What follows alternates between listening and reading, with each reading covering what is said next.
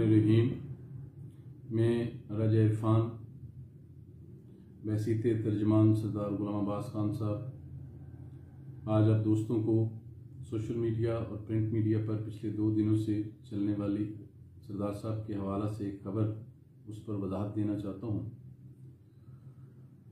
2 दिन पहले social media और प्रिंट मीडिया दोनों पर एक खबर सरदार साहब के सियासी फैसले के हवाला से चली, तो मैं आप दोस्तों को एक चीज़ बताता चलूँ कि सरदार ग्रुप और सरदार गुलाम अब्बास खान साहब इस ज़िला में अपनी एक सियासी हैसियत रखते हैं। अगर आप लोग 2001 के बल्दियाती इंतखाबात से लेकर और 2018 के कौमी इंतखाबात तक नज़र दौड़ाएँ तो इस हिस्सा में होने वाले मुख्तलिफ बल्दियाती और कौमी इंतखाबात में जो नताइज हैं वो सरदार गुलाम अब्बास खान साहब की सियासी हैसियत और उनकी सियासी ताकत की अक्कासी करते हैं। तो अब अगर हम पिछले इलेक्शन 2018 पे चले जाएं तो 2018 के इलेक्शन में सरदार साहब के उस इंतखाबी अमल से बाहर होने के बाद ज़िला चकवाल में जो सियासी बेचैनी और एक गैर यकीनी की सूरत हाल थी, उस सूरत हाल में सरदार साहब ने अपनी सियासी बसीरत पे से ज़िला चकवाल में अपने दोस्तों को इस बात का पाबंद बनाया कि वो दोनों हलकों में NA 64 में तहरीक इंसाफ के उम्मीदवारों को और NA 65 में क्यू लीग और तहरीक इंसाफ के उम्मीदवारों को वोट दें और उनकी हमायत करें। यकीनन नताइज के बाद ये बात साबित हो गई कि सरदार साहब के दोस्तों ने उस इलेक्शन में अपना पूरा किरदार अदा किया और चकवाल की तारीख में पहली दफ़ा एक मजबूत जमात को शिकस्त देकर 5 नशिस्तों पर कामयाबी हासिल की। तो इन 5 नशिस्तों पर जो कामयाबी मिली उस कामयाबी में यकीनन सरदार साहब के दोस्तों का, सरदार साहब का पूरा किरदार है। तो ये की जा रही थी कि इस अमल के बाद सरदार साहब के दोस्तों को मुकम्मल सियासी हवाला से इज़्ज़त भी दी जाएगी और उनके मसाइल भी हल किए जाएंगे।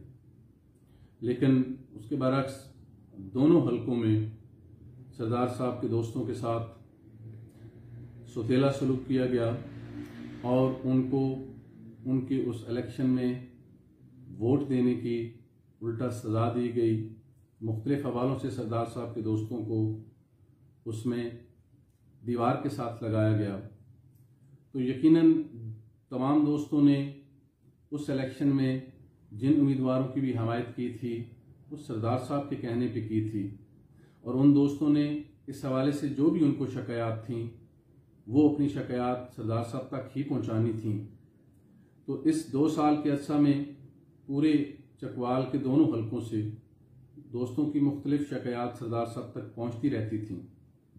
इस ज़मन में हमने नवंबर 19 में तहरीक इंसाफ का एक वर्कर कन्वेंशन मुनक्कद हुआ बलकसर के मकाम पर, जिसमें मेरे समेत हमारे बाकी दोस्तों ने, जिसमें चौधरी खुर्शीद साहब हैं, उन्होंने अपने तहफ़्फ़ुज़ात का इजहार किया और जो रवैया हमारे दोस्तों के साथ रखा जा रहा था उस हवाले से पार्टी को आगाह किया। लेकिन 7 माह गुजरने के बावजूद पार्टी की तरफ से और जिम्मेदारान की तरफ से कोई ऐसा अमल देखने में नहीं आया। तो अभी पिछले दिनों जो बलकसर सेक्रेटेरिएट पे हमारा एक इजलास, मशावरती इजलास हुआ मरकज़ जुडिहाल और डुमन का, उसी मशावरती इजलास को बुनियाद बनाकर ये खबर दी गई है।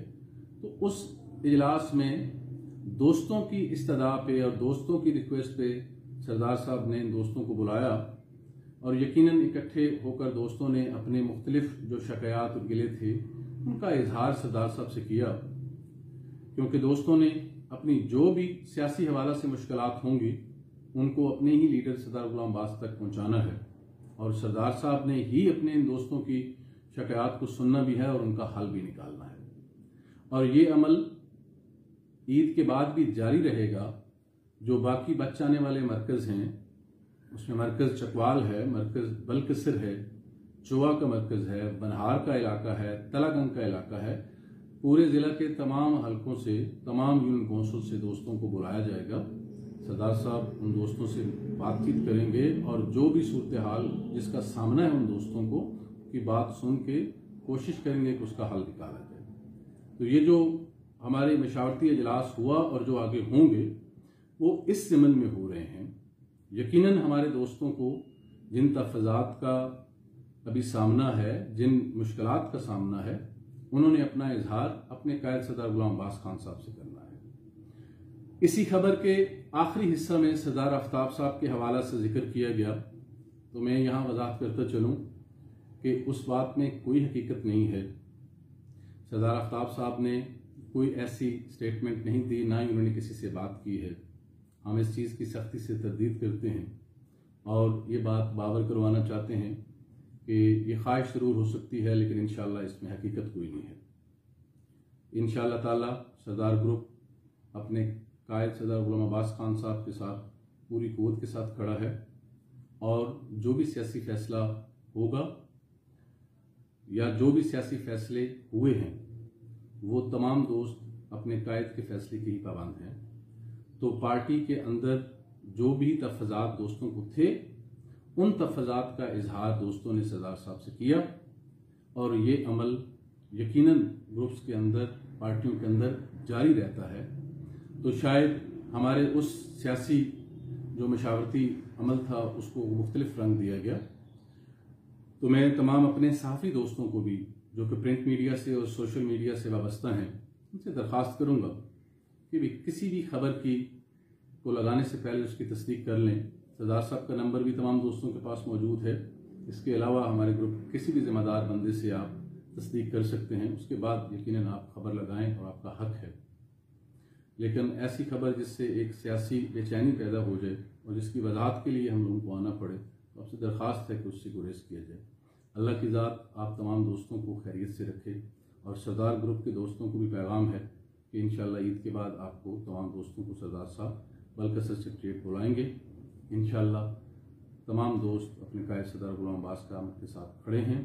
अल्लाह इस मुल्क को, इस ज़िला को अपनी हिफाजत में रखे और इंशाअल्लाह ताला हम इस ज़िला की बेहतरी के लिए जो किरदार अदा कर सके अपने कायद सरदार गुलाम अब्बास खान साहब की सरबराही में ज़रूर अदा करेंगे। अल्लाह आप सबका हामी और नासर हो। अस्सलाम वालेकुम।